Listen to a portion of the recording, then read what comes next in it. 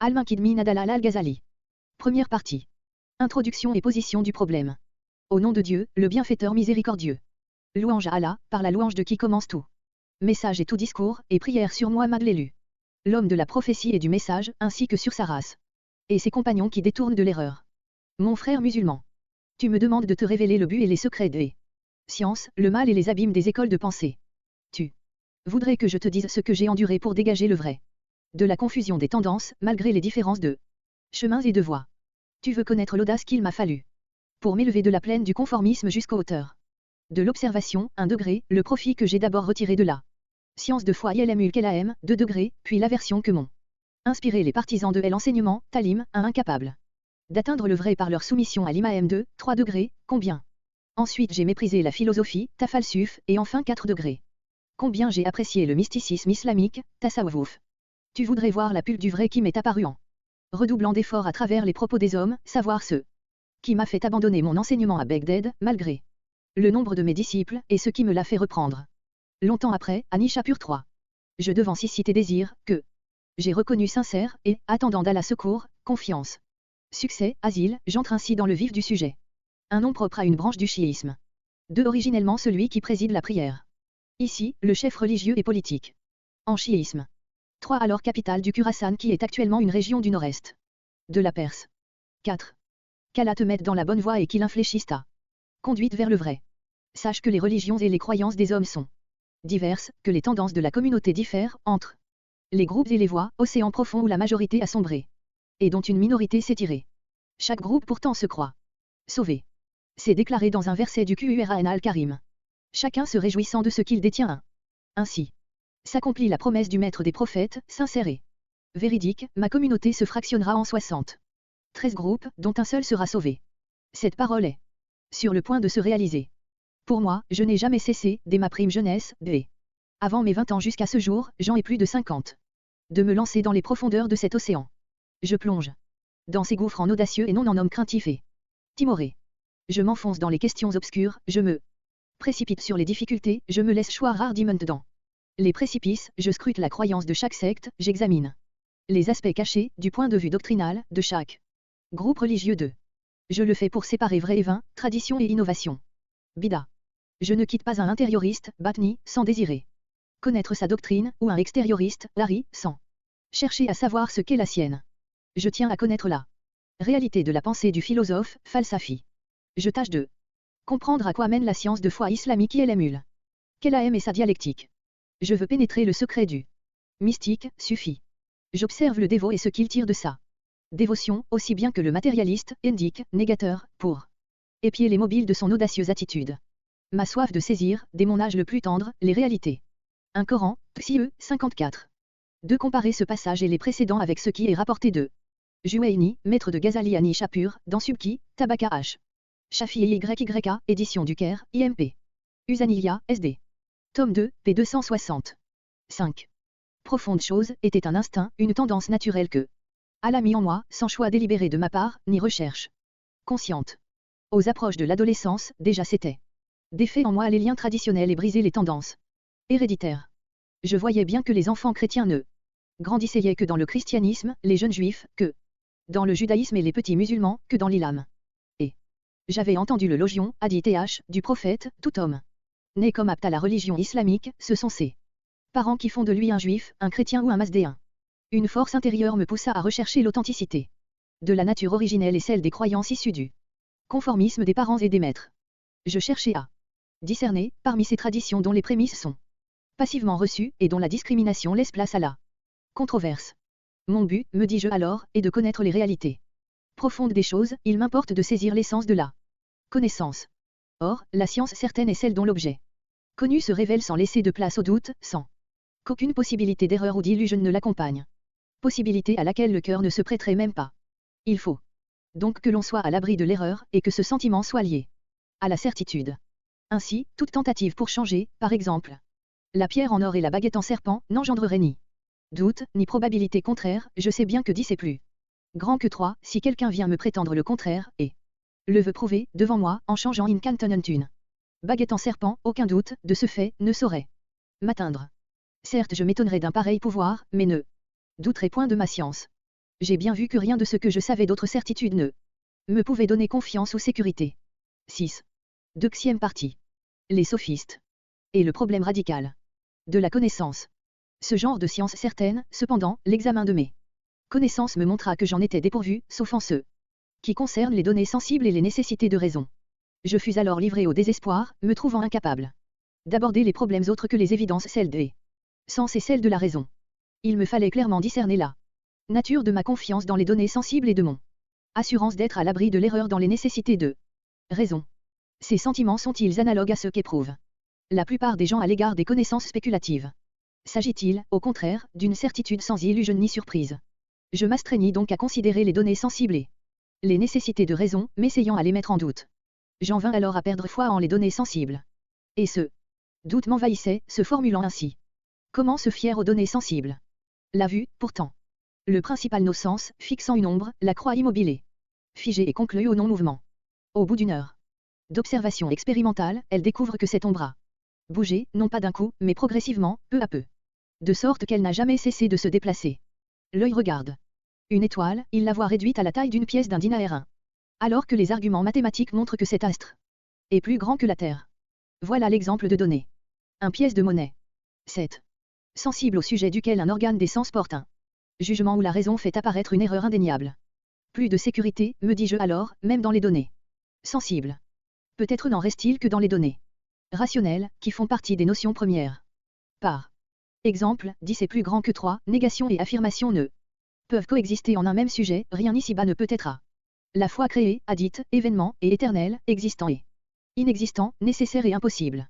Voici la réponse des données sensibles, es-tu bien sûr, me disent-elles, que tu n'as pas, dans les nécessités de raison, le même genre de confiance que celle que tu plaçais dans les données sensibles. Tu avais foi en nous, vint la raison, qui nous t'excède d'erreur. Sans elle, tu nous aurais gardé confiance. Mais peut-être y a-t-il, au-delà de la raison, un autre jugement, dont l'apparition convaincrait d'erreur la raison elle-même, tout comme celle-ci le fit pour les sens. Que cette intelligence ne se manifeste point, ne prouve pas qu'elle soit impossible.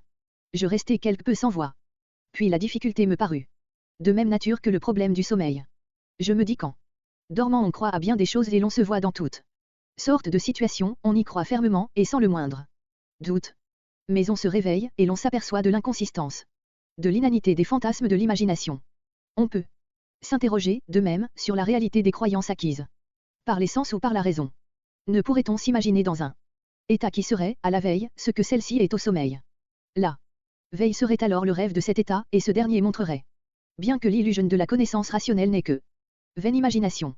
Cet état serait peut-être aussi celui dont les mystiques se réclament.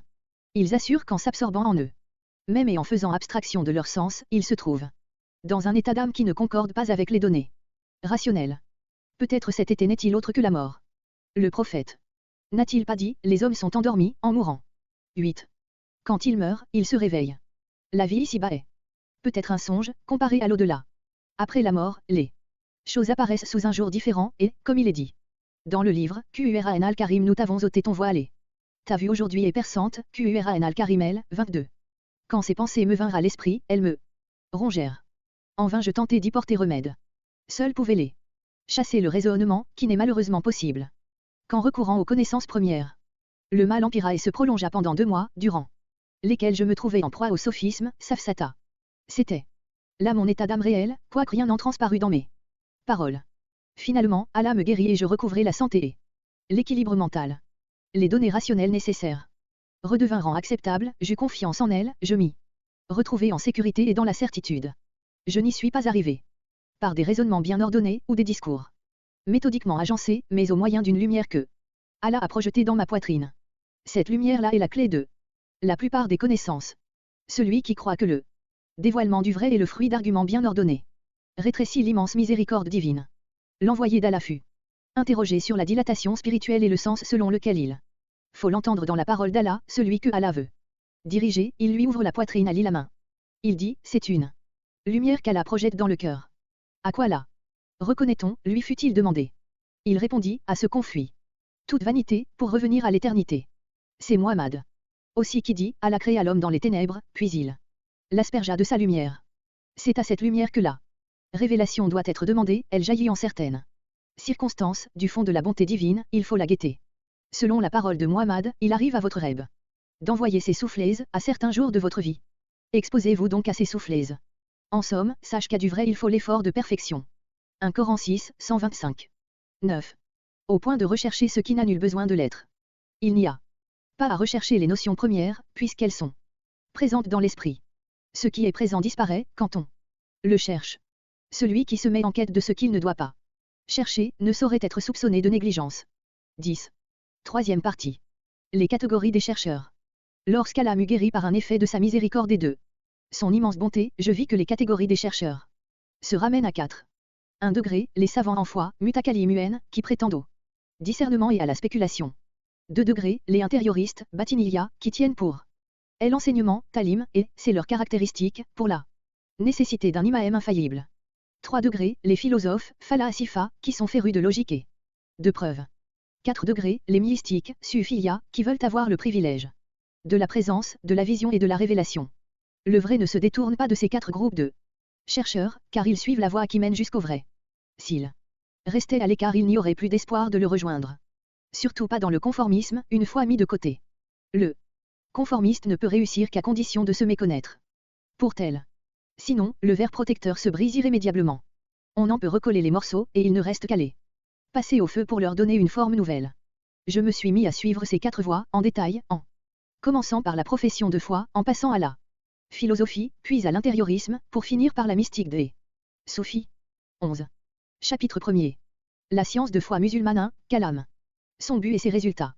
Je me suis donc mis, en premier lieu, à l'étude de la scolastique et j'en suis venu à bout. J'ai lu les traités de ces docteurs et j'en ai rédigé moi-même à ma guise. J'ai trouvé en elle une science qui convient à ses propres fins, mais non aux miennes. Son unique objet est de conserver la foi slam sunnite, la croyance d'Ali Sunna et de la préserver contre la confusion des novateurs. Allah a transmis à ses serviteurs, par la voix de son prophète, Muhammad alayhi salam, la varie foi. Concernant ce bas monde comme l'autre, conformément au Coran et au Logia, hadith, de le démon vint ensuite introduire dans les idées des novateurs, des hérésies contraires à la tradition, Sunna, 3 les novateurs, en les citant, faillir. Troubler les croyants. 1 Il s'agit du kalam, déjà rencontré ici. La connaissance de la croyance. 2 qui désigne un enseignement donné par Muhammad, alayhi salam. 3 la Sunna. Étymologiquement, le terme signifie coutume, règle de conduite. Traditionnellement. Pratiquer. Confère. Ia. Vol. I. 173. Théologiquement, le mot désigne l'ensemble de croyances admises par les sunnites qui s'opposent ainsi aux chiites. Pour les définitions de la Sunna et le parti de la communauté et de la Sunna. 12. C'est alors qu'Allah suscita les scolastiques et leur fit défendre la tradition par un ensemble de discours bien ordonnés, révélateurs des hérésies fâcheusement novatrices. C'est là l'origine de la scolastique et de ses docteurs. Certains de ceux-ci ont honnêtement rempli leur tâche, ils ont protégé la tradition, repoussé les assauts contre la foi en la prophétie et lutté contre les innovations religieuses. Mais ils se sont servis, pour cela, d'arguments empruntés à leurs adversaires, par esprit de concession, soit au consensus de la communauté musulmane, soit simplement à l'adhésion au Coran et au Logia. Leur raisonnement s'en tenait, le plus souvent, à révéler les contradictions de leurs adversaires et à leur reprocher les conclusions de leurs prémices. Ce qui ne sert pas à grande chose à celui qui ne concède rien d'autre que les données nécessaires. Pour moi, la scolastique n'était pas suffisante sur mon cas. Elle ne pouvait me guérir. Il est vrai qu'au bout d'une longue pratique, ces docteurs voulurent tenter de défendre la tradition. En scrutant les réalités profondes des choses. Ils ont entrepris des recherches sur les substances, les accidents et leurs lois. Mais, comme le but de leur science était ailleurs, ce qu'ils en ont dit est resté en deçà de son terme. Et le résultat n'a pas dissipé les obscures hésitations des controverses humaines. Je ne nie pas que d'autres aient été plus heureux que moi. Peut-être même toute une catégorie de personnes. Mais ce fut mêlé, pour eux, à l'aveugle admission de questions qui n'ont rien à voir avec les données premières. Or mon but, maintenant, c'est d'exposer mon état d'âme. Non de blâmer ceux qui cherchent un remède dans la science. 2 fois. Les médecines varient avec les mots. Tels, qui font du bien à certains patients, nuisent aux autres malades. 13. Chapitre 2. La philosophie, falsafa. Après quoi, en ayant terminé avec la science de foi, je suis passé à la philosophie, falsafa. Je savais bien qu'il est impossible de savoir par où pêche une science quelconque, sans la pénétrer à fond, pour rivaliser avec ses meilleurs connaisseurs. Il faut même aller plus loin, dépasser ceci et sonder les profondeurs et les périls que toute science dissimule. C'est seulement ainsi qu'on peut espérer en mettre au jour le point faible. Mais je ne connaissais aucun savant qui se fût engagé à ce point. Les livres des savants en foi dans la mesure où ils se sont souciés de répondre aux philosophes ne renfermaient que d'obscures allusions éparses, où la contradiction et l'erreur étaient évidentes, elles ne semblaient pas capables de séduire un homme du commun doué d'intellect, en encore moins celui qui prétend connaître les subtilités des sciences. J'ai appris que réfuter un système avant de le comprendre et de le connaître à fond serait le faire à l'aveuglette. Je me suis mis donc sérieusement à l'acquisition de cette science dans les livres, par la seule lecture, sans le secours d'un professeur. Je l'ai fait durant les moments de loisir que me laissait le travail de composition et l'enseignement du droit canon. J'avais alors 300 étudiants à Bagdad. 14. Grâce à Allah, la seule lecture, durant ces moments pris à la dérobée, m'a fait comprendre la philosophie en moins de 2 ans. Je continuais, ensuite, à y réfléchir près d'un an, j'y revenais, je la reprenais, j'en scrutais les profondeurs et les périls cachés. Finalement, je me suis rendu compte, indubitablement, de son contenu d'hérésies et d'illusions, aussi bien pratiques qu'imaginaires. Voici donc l'exposé des philosophies et de leurs résultats. Il y a plusieurs catégories de philosophes et plusieurs branches de la philosophie.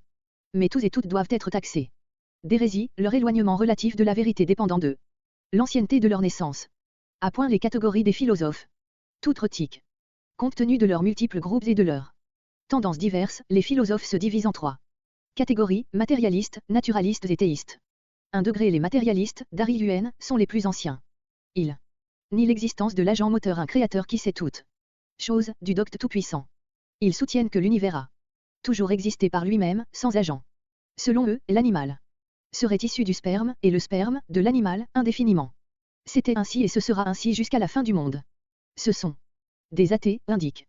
2 degrés. Les naturalistes, Tabi ont multiplié leurs recherches sur le monde de la nature et les merveilles du règne animal et végétal. Ils ont poussé bien avant l'étude anatomique des organes des animaux. Ceux qui l'ont vu, alors, des merveilles de la création, œuvre de la sagesse divine, les a obligés à reconnaître un créateur sage, informé des choses et de leur fin. On ne saurait, du reste, étudier l'anatomie et l'admirable fonctionnement des organes, sans comprendre, du même coup, la perfection nécessaire de celui qui a formé le corps de l'animal et surtout celui de l'homme. 15.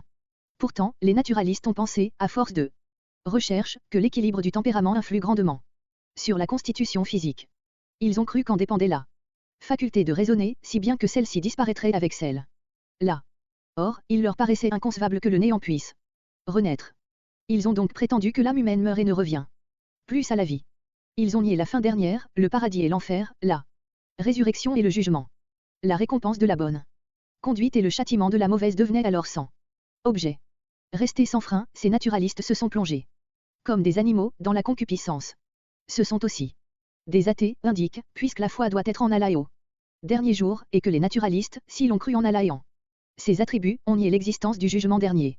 3 degrés. Les théistes, Ilaïun, sont les derniers venus. Tels Socrate, le maître de Platon, et Platon, le maître d'Aristote.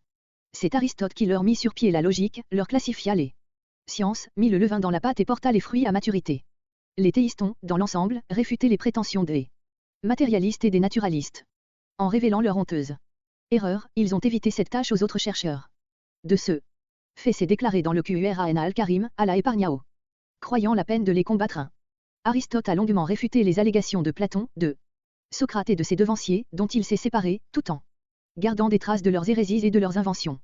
Tous doivent être tenus pour hérétiques, y compris leurs successeurs, les philosophes musulmans comme Avicenne, Ibn Sina ou Al-Farabi.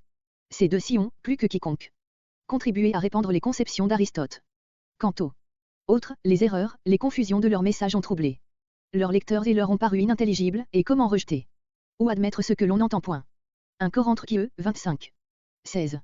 Néanmoins, si l'on s'en tient à ce que nous ont transmis Al-Farabi et Avicenne, la philosophie authentique d'Aristote comprendrait 3 parties, les 2 premières seraient condamnées, l'une pour hérésie, infidèle, l'autre pour innovation, bidat, la 3e ne serait pas frappée sans appel.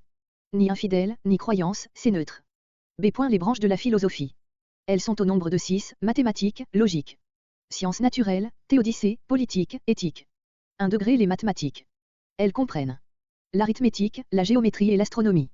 Elles n'ont aucun rapport, positif ou négatif, avec les questions religieuses.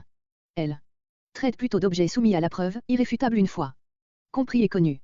Mais elles présentent un double risque. A. Premier risque, l'étudiant en mathématiques est frappé par cette science exacte, par la force convaincante de ses preuves. Il étend alors cette excellente opinion à l'ensemble des disciplines philosophiques et généralisent, à leur avantage, la clarté et la solidité des preuves mathématiques.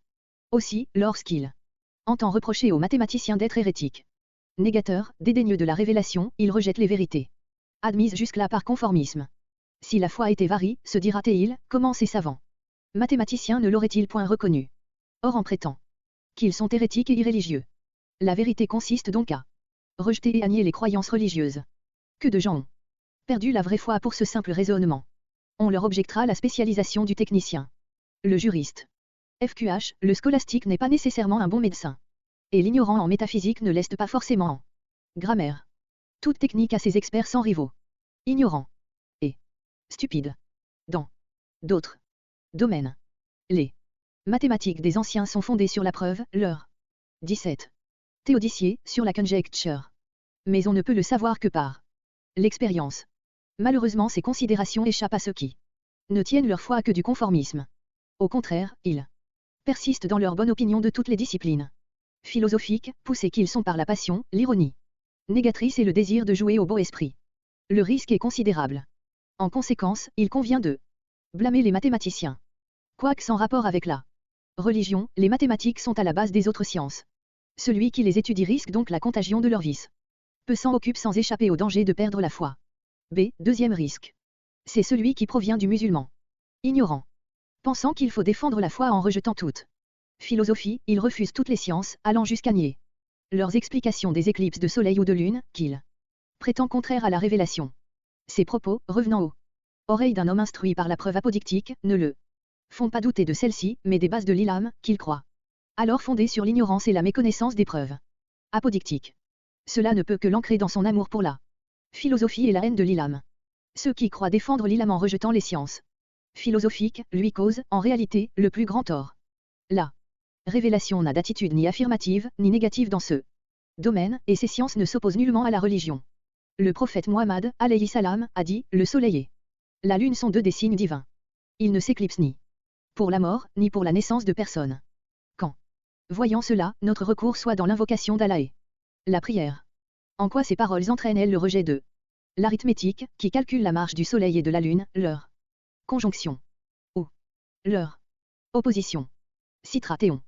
Ces mots apocryphes de Muhammad qui ne se trouvent pas dans les recueils authentiques, lorsqu'Allah apparaît, dans tout son éclat, à quelque chose, celle-ci se soumet aussitôt. 18. Et voilà les deux risques que peuvent présenter les mathématiques. 2 degrés, la logique. Elle n'a rien à voir avec la foi, qu'elle n'approuve ni ne désavoue. Elle se borne à examiner les méthodes, les arguments et les raisonnements par analogie.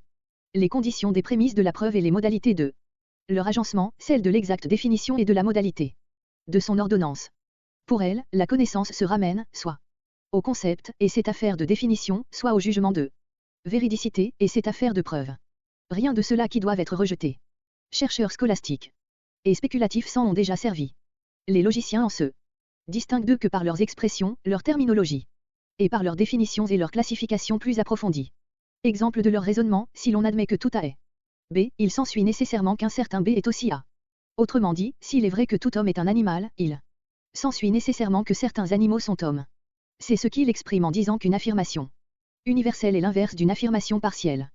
Quel rapport y a-t-il entre cette logique et les questions religieuses, qui permettent de rejeter ou de condamner celle-là?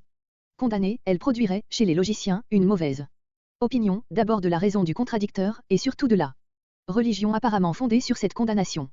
Il est vrai qu'il y a quelque injustice, chez les logiciens, à vouloir accumuler, en vue de la preuve, des conditions qu'ils savent capables d'engendrer infailliblement la certitude. Pourtant, quand ils s'en prennent aux questions religieuses, ils ne peuvent réaliser ces conditions, qu'ils admettent alors avec la plus grande facilité. Ainsi, un admirateur de la logique s'imaginera que les blasphèmes attribués aux philosophes reposent sur de solides preuves semblables. Il optera aussitôt pour l'hérésie, avant même d'étudier la théodicée. La logique n'est donc pas, elle-même, sans danger. 3 degrés, les sciences naturelles. Elle traite du 19. Monde céleste et de ses astres, ainsi que des corps simples. Au-dessous d'eux, tels que l'eau, l'air, la terre et le feu, et des corps composés, tels que les animaux, les végétaux et les minéraux. Elles examinent aussi les causes de leurs variations et de leur mélange, se comportant ainsi comme la médecine dans son étude de l'anatomie des parties du corps et des causes du mélange des humeurs. Or, il n'appartient pas plus à la religion de rejeter les sciences naturelles que la médecine, sauf pour quelques points mentionnés dans Notre. Traité. 2. L'incohérence. D. Philosophe 1. Les autres points de désaccord se ramènent d'ailleurs à cela. Au contraire, le principe des sciences naturelles est de reconnaître que la nature est au service du Tout-Puissant, elle n'agit pas par elle-même, elle est utilisée au service de son Créateur. C'est ainsi que le soleil, la lune, les astres, les éléments sont soumis aux ordres divins, rien en eux ne saurait agir spontanément. 4 degrés. La théodicie. C'est elle qui contient la plupart des erreurs des philosophes. Ils sont incapables de fournir les preuves dont leur logique a posé les conditions. Aussi sont-ils en contradiction entre eux. Dans ce domaine. Sur ce point, le système d'Aristote se rapproche de celui des musulmans, si l'on s'en tient aux transmissions d'Al-Farabi et d'Avicenne. Mais l'ensemble de leurs erreurs se ramène à 20 articles, tous susceptibles d'excommunier les philosophes, 3 d'entre eux pour hérésie infidèle, et les 17 autres pour innovation, bidat. C'est pour réfuter ces 20 erreurs que j'ai composé le traité de l'incohérence des philosophes. Voici d'abord les 3 chefs d'hérésie, qui ont exclu leurs tenants de la communauté musulmane. 1. Il s'agit de Ta'afut al-Falasifa, terminé en 488-1095. 20. A. Ils prétendent qu'au jugement dernier les corps humains ne seront pas rassemblés, créés de nouveau, mais que seules les âmes seront récompensées ou punies. Ils disent aussi que les récompenses et les peines seront spirituelles, et non corporelles. Ils ont raison d'insister sur le spirituel, mais tort de nier le corporel, ce qui est une hérésie, infidélité. B. Ils assurent Tchouala connaît l'universel, à l'exclusion du particulier, ce qui est aussi une belle hérésie, puisque c'est déclaré dans le Quran al-Karim Trukiv, 4 sur la terre. Comme au ciel, il ne lui échappe pas le poids d'un atome. C. Ils affirment encore la préexistence de l'univers et son éternité, ce qu'aucun musulman n'a jamais soutenu. Pour le reste, ils nient les attributs divins et soutiennent qu'Allah connaît par l'essence, au lieu que sa science s'ajoute à l'essence, etc. Leur doctrine est ici, proche des théories des scissionnistes, Mutazila, secte égarée, mais dont l'hérésie ne s'impose pas de manière analogue. Dans mon livre sur la ligne de démarcation entre l'islam et le nihilisme, j'ai cité les escripts faux qui condamnent précipitamment pour hérésie tout ce qui n'est pas leur propre système. 5 degrés. La politique. Elle concerne, dans son ensemble, le règlement des problèmes temporels de gouvernement. Elle a emprunté ses maximes au livre d'Allah révélé aux prophètes et aux sentences des prophètes anciens. 6 degrés. L'éthique. L'objet de cette science se réduit à l'étude des qualités de l'âme et du caractère, de leurs différentes catégories, de la manière de les cultiver et de s'en rendre maître. Les moralistes sont empruntés leur doctrine aux mystiques, suffis. Ceux-ci sont des dévots qui se consacrent à invoquer Allah, à lutter contre les passions, et à suivre la voie divine en se détachant des biens de ce monde. Ils ont eu la révélation, au cours de leur état spirituel, du caractère humain, de ses défauts et de ses mauvaises actions, et ils s'en sont expliqués clairement. Les philosophes se sont alors emparés des propos des mystiques, qui l'ont incorporé au leur, pour mieux répandre 21. Leurs erreurs sous ces brillantes couleurs. Il y avait, en effet, de leur temps, comme toujours, un de ces groupes d'hommes d'Allah dont Allah ne laisse jamais le monde privé. Ces hommes sont les piliers qui soutiennent la terre, et la miséricorde divine descend sur elle grâce à leur rayonnement spirituel, conformément à la parole de Muhammad, c'est par eux que vous vient la pluie, et par eux votre subsistance. Les dormants de la caverne étaient de ces hommes-là. Eisha Bekef. C'est les dangers de la philosophie. Les philosophes d'autrefois étaient en accord avec la doctrine du Coran. Mais, depuis, ils ont incorporé à leurs écrits les sentences des prophètes et les maximes des mystiques. Ainsi s'est développé un double risque, celui d'admettre, comme celui de rejeter leur enseignement. 1 degré, danger de rejeter la philosophie. C'est un danger considérable. En effet, des esprits faibles ont cru devoir écarter les paroles des prophètes et des mystiques, sous prétexte qu'ils les retrouvaient dans les écrits et les erreurs des philosophes. Il leur a même paru blâmable de les citer comme extraites des traités de philosophie. Ces paroles seraient mensongères, à leurs yeux, puisque ceux qui les mentionnent sont eux-mêmes dans l'erreur. Cette attitude rappelle celle des gens qui critiquent les chrétiens de dire « il n'y a de divinité qu'Allah, et Jésus est l'envoyé d'Allah ». Ils disent « c'est bien l'à propos de chrétiens », sans réfléchir que l'hérésie chrétienne ne s'exprime que dans le rejet de la mission de Muhammad. Un musulman ne peut être en désaccord avec un chrétien sur la première partie, négative, de son credo, puisque celle-ci est véridique, même si le chrétien se trompe pour le reste. C'est là le tort des esprits faibles, ils ne reconnaissent la 22. Vérité que dans la bouche de certains hommes, au lieu de reconnaître les hommes lorsqu'ils disent la vérité. Au contraire. Le sage suit le conseil du commandeur des croyants, Ali B. Abi Talibin, qui a dit « Ne reconnais pas la vérité dans la bouche de certains hommes, mais reconnais d'abord la vérité, et tu reconnaîtras. » Ensuite. Les véridiques. L'initié. Le sage commence par reconnaître le vrai, ensuite, il considère tel ou Telle parole, en elle-même, si elle est véridique, il l'admet que son auteur soit lui-même dans l'erreur ou dans le vrai. Le sage peut même tenter d'isoler la part de vérité que contiennent les propos des égarés. Il sait bien que les pépites d'or sont cachées dans le sable et que le changeur expérimenté fouille, sans risque, le sac du faux monnayeur, pour en séparer l'or pur de la fausse monnaie. Bien entendu, on ne laissera pas le rustre arrêté avec le faussaire. On éloigne de la côte le débutant, non le nageur habile, et l'on défend à l'enfant de toucher au serpent sans danger pour le charmeur. Hélas, la plupart des gens se croient trop facilement capables, habiles, doués de raison et d'esprit critique, aptes à distinguer le vrai du faux et le droit chemin de l'erreur.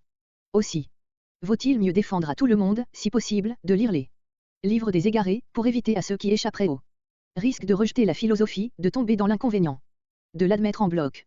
D'autre part, certains de mes lecteurs ont critiqué quelques passages de mes livres, relatifs au mystère de la religion. Ils n'ont pas suffisamment approfondi les sciences, et leur esprit n'a pu embrasser l'éventail complet des tendances. Ils ont cru que certains de mes propos étaient empruntés aux anciens. En réalité, telle de mes expressions était le fruit de mes propres réflexions, et pourquoi la trace d'un cheval n'irait-elle pas recouvrir celle d'un autre, et tel autre se trouve dans les textes sacrés, beaucoup d'autres, enfin, sont aussi, en substance, dans les ouvrages des mystiques. Un quatrième calife sunnite, 656 à 661, époux de Fatima et gendre de Muhammad, assassiné à Kufa. Personnalité d'une importance capitale dans l'histoire de l'Islam. 23. Et même si mes paroles ne se retrouvaient que dans les écrits des philosophes anciens, pourquoi les écarter, si elles sont admissibles, démontrées, et en accord avec le Coran et la tradition. Conviendra-t-on de repousser toute vérité déjà découverte par un auteur égaré? Il en faudrait alors écarter un grand nombre, avec des versets coraniques, des logias du prophète et des récits des anciens, des propos des sages et des mystiques. Il suffirait de prétexter qu'ils ont été cités par l'auteur du livre des frères de la pureté 1, qui s'en sert pour appuyer son raisonnement et tromper les lecteurs stupides. Les égarés nous empruntent ainsi des citations authentiques qu'ils introduisent dans leurs écrits.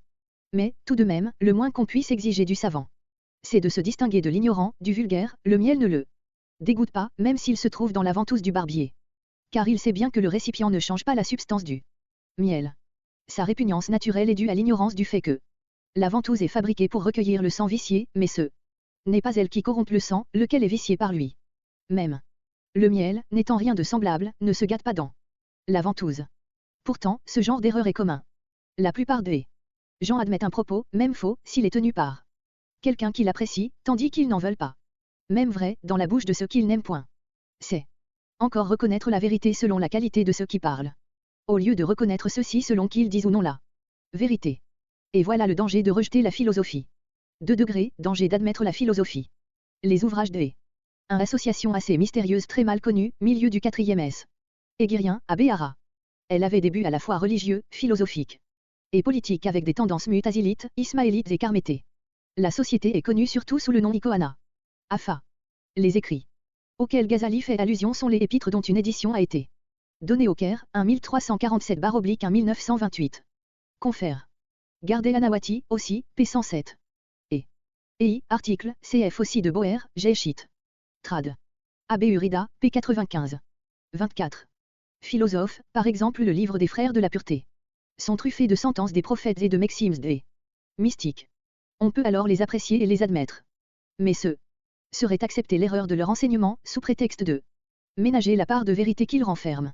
En raison de ce danger, il faut interdire de les lire. 7. Précaution indispensable rappelle la prudence qui doit tenir. Éloigner de la mer ceux qui ne savent pas nager, et garder les enfants à distance des serpents. Un charmeur de reptiles ne doit pas les manipuler en présence de son petit enfant, car celui-ci voudra l'imiter à son tour. Il faut donc qu'il prêche d'exemple. D'autre part, le charmeur expert saisit le serpent, choisit entre le venin et l'antidote, extrait des glandes, l'antidote et triomphe du poison, il ne doit pas refuser l'antidote à celui qui en a besoin. De même, le changeur perspicace fouille le sac du faussaire, et trie l'or pur de la fausse monnaie, il ne doit pas refuser l'or à celui qui le lui demande. Encore faut-il vaincre la répugnance du malade pour l'antidote qu'il sait être tiré d'un serpent venimeux. Il faut aussi expliquer à l'indigent, qui n'ose puiser à la bourse du faussaire, qu'il risque d'être victime de son ignorance. Il doit comprendre que la vérité et l'erreur ne se contaminent pas, et surtout, qu'elles ne changent pas de sens, du simple fait de leur voisinage. Et voilà pour les dangers que peut présenter la philosophie. 25. Chapitre 3. La théorie de l'enseignement 1, Talim. Et les mots qu'elle engendre. Lorsque Jean eut fini avec la philosophie, que Jean eut Bien scruter et révéler l'erreur, je vis combien cette science était inadéquate, car la seule raison ne saurait élucider tous les problèmes, résoudre toutes les difficultés. Là-dessus, entrèrent en scène les partisans de l'. Enseignement, talim, dont se répandaient les théories sur 1. Il s'agit de la théorie de ce que nous avons appelé le taalimisme. Dernière forme de l'ismaélisme chiite. Ghazali la cite encore sous le nom de batinisme, cf. supra la note sur batin. Les adeptes sont les Taalimiya, Taalimites, ou Batiniya, Batinites. On leur applique cette dernière dénomination parce que, pour eux, toute chose, même la parole, a un aspect apparent, lahir, et un aspect caché, batin. Perçu par une interprétation, ta'wil, valable seulement dans la mesure où elle se fait sous les directives d'un maître infaillible qui enseigne. D'où la première dénomination, cf. ici, introde, P13, de Taalimiya, dérivé du Taalim, enseignement. Pour le vocable indiquant les adeptes, le P. Abdel Jalil traduit les doctrinaires, confère. Abdel Jalil, autour de la sincérité de Ghazali, in mélange Louis Massignon, Beyrouth 1 1956 p. 62 pour plus de détails bibliographiques, cf. ici, introduction, P15 N1. 26. L'acquisition de la connaissance par l'intermédiaire de l'imam. Véridique infaillible. Je comptais me mettre à l'étude de leur doctrine, lorsqu'un ordre formel du calife vint m'enjoindre d'écrire un traité sur ce sujet 1. Je ne pouvais me dérober. À mon impulsion personnelle s'ajoutait un moteur externe. J'entrepris donc la collecte des textes et des propos dus aux partisans de l'. Enseignement. Je tins compte de discours récents, différents de ceux que tenaient les premiers représentants de la secte. J'ai, de la sorte, composé un recueil bien classé, où j'ai apporté des réponses complètes. Certains des gens de la vérité m'ont alors reproché mon parti pris favorable. Ils me disent, tu as travaillé pour eux. Sans toi, sans ton étude minutieuse et la logique de ton exposé, ils n'auraient jamais pu préciser la vague de leurs pensées. Ce reproche n'est pas dépourvu de fondement. Lorsque Ahmad B. Hanbal 3 critiqua Al-Hari al-Muhasibi 4 pour ses attaques contre les scissionnistes, Mu'tazila, Al-Hari lui répondit qu'il est d'obligation de réfuter l'innovation. Mais Ahmed rétorqua, sans doute, mais tu as commencé par citer leurs incertitudes, avant d'y répondre. Comment saurais-tu qu'un de tes lecteurs n'aura pas absorbé les incertitudes, sans un c'est le Mustaziri, écrit dans le courant de l'année 487-1094-1095 et dont Goldier a publié des extraits sous le titre Stressschrift de Ghazali Géjandi Batinjiji Secte, cf. Supre CDIZ Introde, P15N1. 2. Les sunnites acharites, partisans d'Al-Ashari, surtout appelés en arabe El-Halak. 3. Né à Begdad en 164-780, mort à Begdad en 241-855. 1. D. Mujtahid de l'Ilam sunnite, partisan acharné du traditionnalisme littéraliste doctrinal et de l'éternité du Coran qu'il défendit devant Al-Ma'amun, il fut à cette occasion interrogé, fustigé, emprisonné. Confère. L. Ahmad, T. I. P 192 à 194, Broke-Elman, Geschichte der Arabischen Literatur, Leiden 1943 à 1944, SP 193 et Suppli, P 309, Patton. Ahmad ibn Hanbal Zomina, Leiden, 1897, cf aussi. Gardet. Anawa, aussi, Passim et Index à ibn Hanbal. 4 morts à Begdad en 243-857, juriste de Rite Shafi'i T.A.7. Auteur de plusieurs traités ascétiques. Oeuvre maîtresse, Al-Ria Y Aliuku Kala. Confère, Minkid, édition CP 122 N2, CF aussi EI, T. 3, P 747, Massignon. Essai, pp 126, 127, 210 à 225, recueil, pp 16 à 23. 27. Prendre garde à ta réponse, sans l'approfondir. Cette remarque d'Ibn Hanbal est juste, à condition toutefois qu'il s'agisse d'une incertitude, d'une équivoque qui ne soit pas encore répandue. Sinon, il faut bien y répondre, c'est-à-dire commencer par l'exposer. Bien entendu, inutile de parler d'un propos équivoque que les partisans de l'enseignement n'auraient pas tenu. Je ne l'ai pas fait. Mais un de mes amis, qui est devenu des leurs, m'a rapporté ce propos. Il me dit que la secte en question se moque de ses détracteurs et prétend qu'ils n'ont rien compris à sa position. C'est alors qu'il m'exposa leur thèse.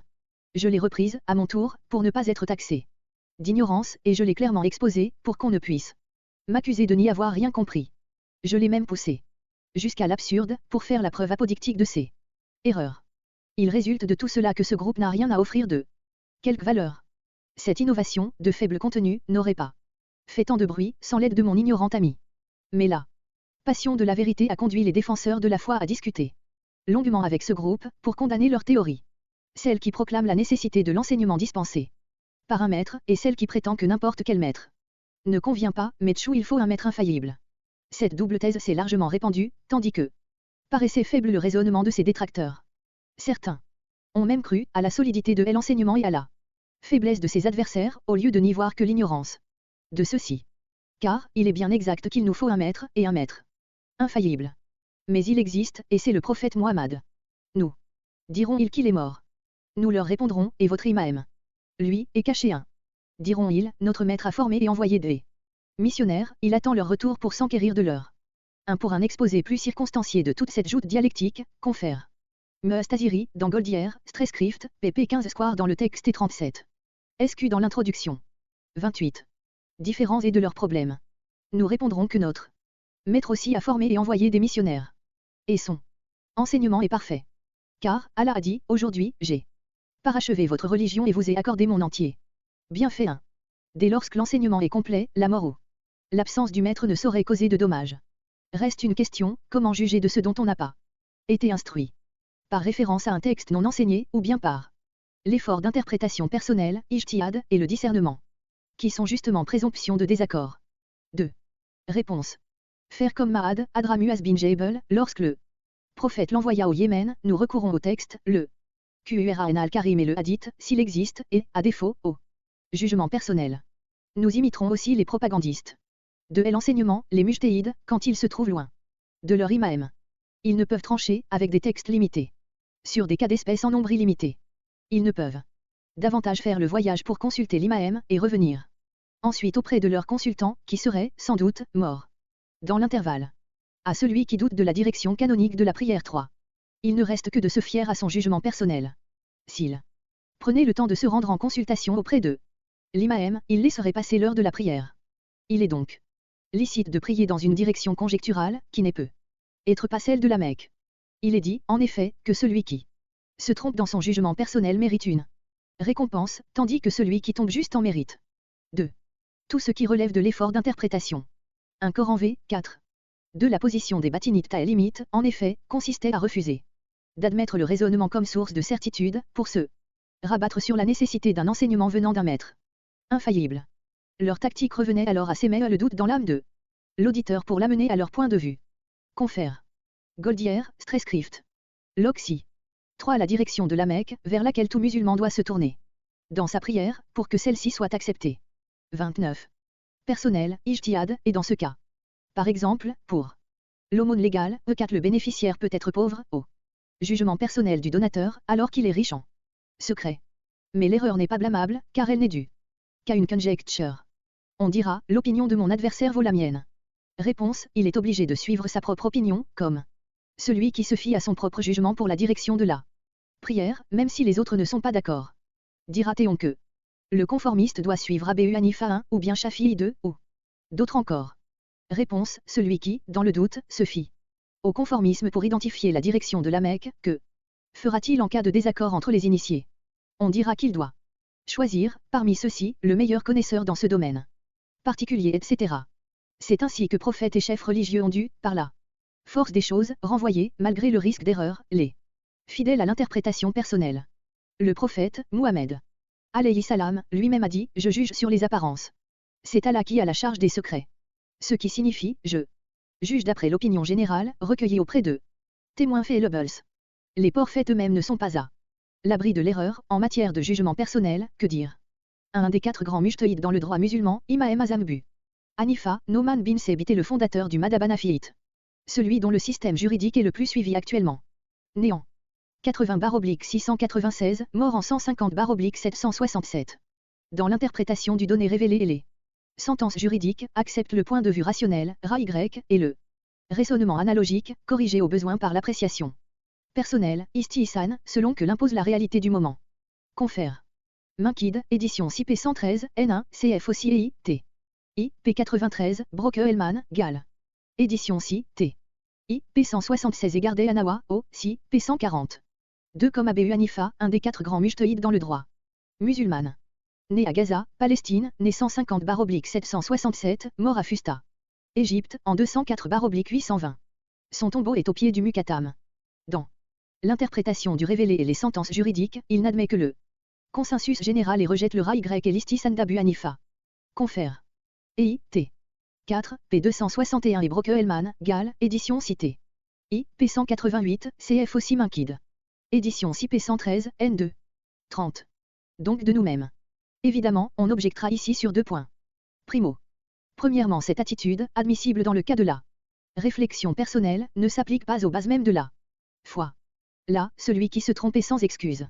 Que répondra cela? Réponse, les fondements de la foi se trouvent dans l'écriture, le Qur'an al-Karim, et la tradition, le hadith. Pour le reste, détails ou controverses, ce qu'il renferme de vérité peut s'identifier en recourant à la juste balance, c'est-à-dire à l'ensemble des 5 règles citées dans le livre, le Qur'an al-Karim, est rappelé dans mon traité de la juste balance 1. Objection, ce critère n'est pas admis par tes adversaires. Réponse, s'il est bien compris, il est inconcevable qu'il y ait désaccord à son sujet. De la part des partisans de l'enseignement. Mais c'est au Coran que je l'ai pris. De la part des logiciens.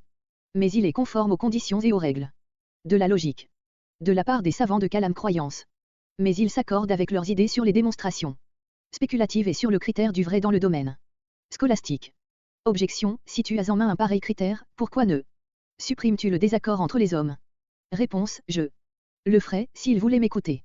J'ai expliqué comment s'y prendre, dans mon traité de la juste balance, le livre des imams Ghazali appelé Kista al-Mistaqim. Réfléchis, et tu verras que mon critère est le bon et qu'il supprime tout désaccord, à condition qu'on m'écoute. Mais tous ne le font pas.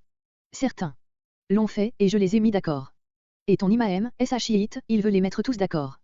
1. Il s'agit du petit traité de logique al-Kista al-Mustaqim, édition du Caire. 1318-1900, dont il sera question encore plus loin, p. 103. Traduction et introduction par Victor Chello, BEO, Dama, 1958, p. juillet 1998. Ghazali, au sujet de ce titre, pense à Coran LVI, 25, cf. Blacher. Aussi, 3, p. 919. Nous avons fait descendre avec l'écriture et la balance, afin que les hommes pratiquent l'équité. Pour l'interprétation de ce verset dans le sens du syllogisme et du raisonnement analogique, confère Laous, aussi, p. 242. 31. Quoiqu'il n'écoute guère. Pourquoi n'y est-il pas encore arrivé? Pourquoi Ali, premier des imams, n'y a-t-il pas réussi? Se croit-il capable de les rendre dociles malgré eux? Pourquoi a-t-il échoué jusqu'ici? Jusqu'à quand a-t-il remis son affaire? À quoi a-t-il abouti d'autre qu'à accroître le désaccord et le nombre des adversaires? Mais oui, on craignait que ce désaccord ne conduisît à répandre le sang, à ruiner le pays, à rendre les enfants orphelins, à couper les routes, à piller les biens. Or, à travers le monde, votre œuvre de pacification a entraîné des événements inouïs jusqu'alors. Deuxième objection, tu veux faire cesser tout désaccord. Mais l'homme hésite entre les écoles qui s'affrontent et les controverses rivales, il n'est pas tenu de n'entendre que toi, et non ton adversaire. Or, la plupart est contre toi et rien ne vous distingue les uns des autres. Réponse, cette objection se retourne contre son auteur. En effet, le lecteur perplexe, que tu voudrais attirer, peut te demander ce qui te rend supérieur aux autres, alors que les hommes de science sont en désaccord avec toi. Je voudrais bien connaître ta réponse, diras-tu, mon imam est indiqué par un texte. Mais qui te croirait, quand ce texte n'est pas sorti de la bouche du prophète? Les hommes de science s'accordent sur tes inventions et tes mensonges. Admettons, cependant, que le lecteur perplexe te concède la possession de ce texte, hésite sur le fondement de la prophétie et te propose que ton imam ait recours au miracle de Jésus, en disant, la preuve de mon authenticité, c'est que je ressuscite ton père, admettons qu'il le ressuscite. Mais les hommes ne furent pas unanimes à reconnaître, à cause de ce miracle, l'authenticité de Jésus. Dans ce domaine, en effet, il y a des problèmes que seul un raisonnement minutieux peut résoudre. Or, selon toi, le raisonnement n'est pas digne de foi. Pourtant, le miracle ne prouve l'authenticité, qu'à condition de connaître aussi la magie. Et de bien distinguer entre elle et le miracle.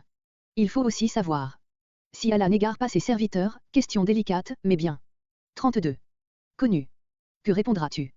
Ton imam n'a pas plus de titre à être suivi que ses détracteurs. Les partisans de l'enseignement reviennent alors aux arguments rationnels que pourtant ils rejettent, tandis que leurs adversaires présentent les mêmes arguments, ou de plus clairs. Encore. Cette seconde objection s'est donc retournée contre ces auteurs, du premier au dernier d'entre eux, ils seraient bien incapables d'y répondre. 1. L'erreur ne s'est répandue que par la faute d'esprit faible, qui ont voulu les raisonner. Au lieu de mettre en jeu l'activité rationnelle, ils se sont bornés à répondre. Méthode qui prolonge le débat, ne fait pas gagner de temps et ne réduit pas l'adversaire au silence. On dira, voilà bien l'activité rationnelle. Mais y a-t-il une réplique directe? Réponse, oui. Au lecteur perplexe qui confesse son embarras sans en expliquer l'objet, on peut comparer le malade qui demande la guérison d'un mal dont il ne précise pas la nature. Il faut dire au second qu'il n'y a pas de remède au mal en général, mais seulement pour une affection déterminée, telle que migraine, colique ou autre. Au premier, on fera détailler l'objet de son embarras. Cela fait, on lui montrera comment appliquer mes 5 règles. S'il comprend bien celle-ci, il reconnaîtra en elle la norme de la vérité, le fidèle instrument de mesure, le critère de l'exact pesée, ainsi. L'étudiant en arithmétique comprend à la fois le calcul lui-même et la science authentique du professeur. J'ai exposé clairement tout cela en 20 feuillets environ. Dans mon traité de la juste balance. Mon dessein actuel n'est pas de révéler l'erreur de leur doctrine, secte chiite. Je l'ai déjà fait dans mes précédents ouvrages, Al-Mustaziri, le Kitab Ujja al-Haq, qui répond à un confère ABD El-Jalil, article 6. P69, N3. 33.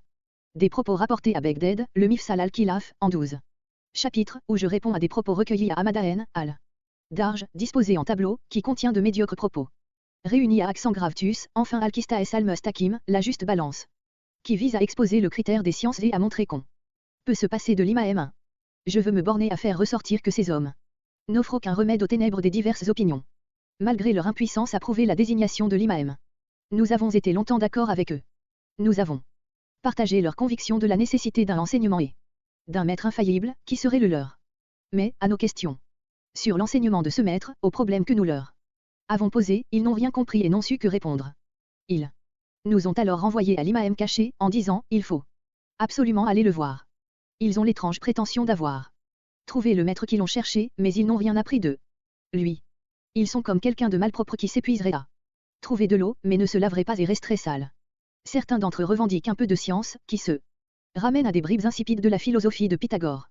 Celui-ci est un des premiers anciens, et sa doctrine est plus vaine que celle des philosophes, Aristote l'a réfutée et a révélé la faiblesse et l'erreur de ces théories, que l'on retrouve dans le livre des frères de la pureté, c'est le rebut de la philosophie.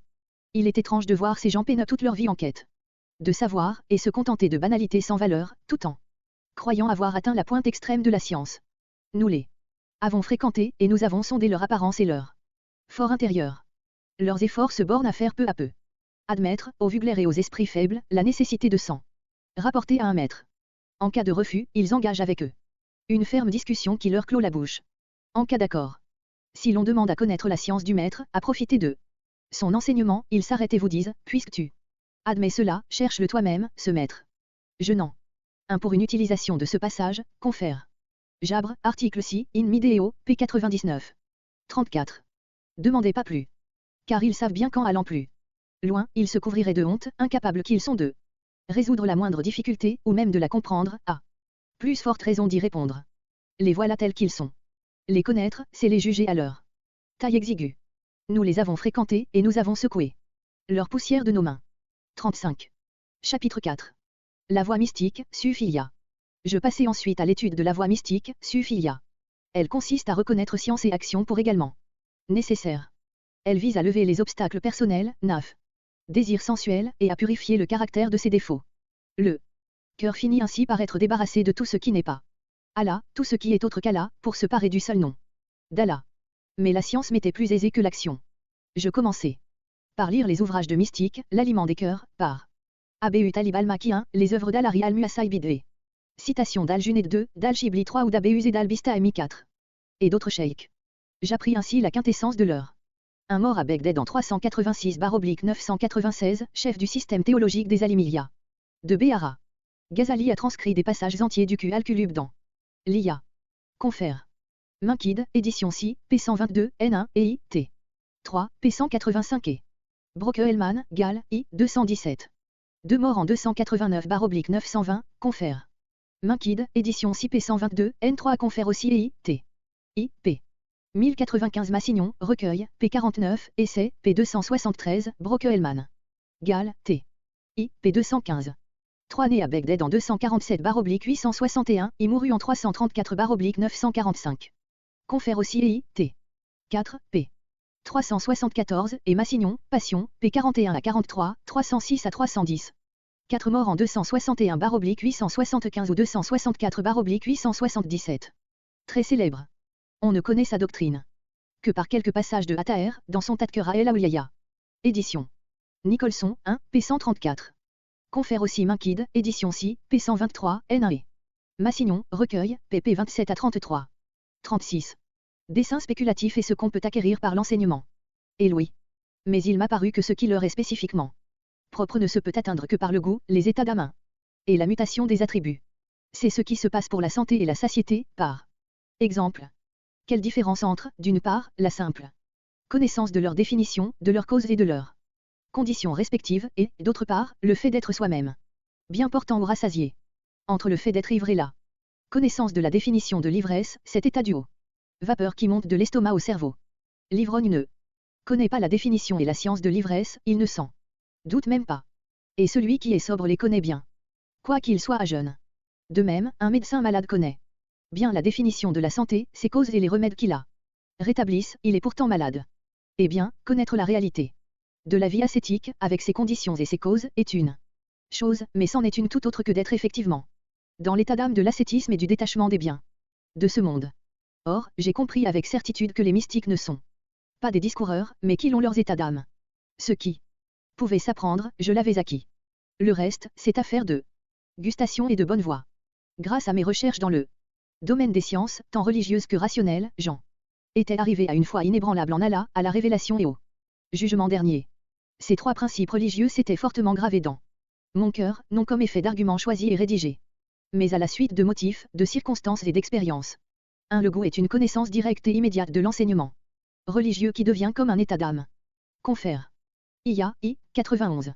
Dans ce sens, le goût s'oppose à l'acceptation de foi, comme au savoir qui se fait par moyen terme, étant basé sur le raisonnement. Confère aussi IA. 123 pour l'identité entrale, état d'âme, doc qui est synonyme de Hydrac, connaissance directe. Confère aussi plus loin, P114, pour la différence entre la connaissance par goût, par la preuve, le savoir, et par simple croyance. 37. Qu'il ne m'est pas possible d'énumérer. Je voyais bien aussi que je ne pouvais espérer la félicité éternelle qu'en craignant Allah et en chassant les passions. C'est-à-dire en commençant par rompre les attaches de mon cœur avec le monde. Il me fallait quitter les illusions d'ici-bas pour me tourner vers l'éternel séjour et vers la pointe extrême du désir d'Allah. Tout cela exigeait d'éviter l'honneur et l'argent, et de fuir tout ce qui occupe et attache l'homme. Je suis donc rentré en moi-même, j'étais empêtré dans les liens qui me ligotaient de partout. J'ai réfléchi à mes actes, l'enseignement étant le meilleur, et j'ai vu que mes études étaient futiles, sans utilité pour la voie. Et puis, à quelle fin dispensais-je mon enseignement? Mon intention n'était pas pure, elle n'était pas tendue vers Allah. Mon propos n'était-il pas plutôt de gagner la gloire et la renommée? J'étais au bord branlant d'un précipice, si je ne me redressais pas, j'allais tomber dans le feu.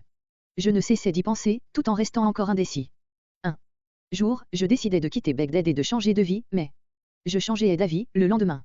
Je faisais un pas en avant, et un autre en arrière. Avais-je, au matin, l'ardente soif de l'eau?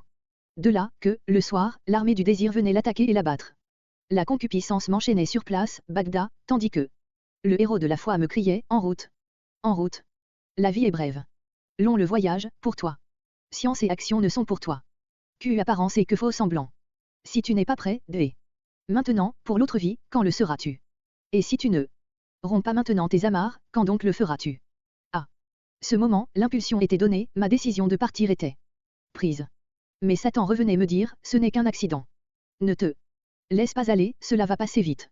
Si tu cèdes, tu perdras ces honneurs, cette situation stable et tranquille, cette parfaite sécurité sans rival. Tu risques de te reprendre et de les regretter, revenir en arrière ne serait pas facile. Ces tiraillements, entre la concupiscence et les appels de 38. L'au-delà, ont duré près de 6 mois à partir du mois de Rajab 488, pendant lequel je passais du libre arbitre à la contrainte. En effet, Allah me noua la langue, m'empêchant ainsi d'enseigner. J'eus beau lutter, pour parler au moins une fois à mes élèves, ma langue me refusa tout service. Et ce nœud sur la langue fit naître dans mon cœur une mélancolie.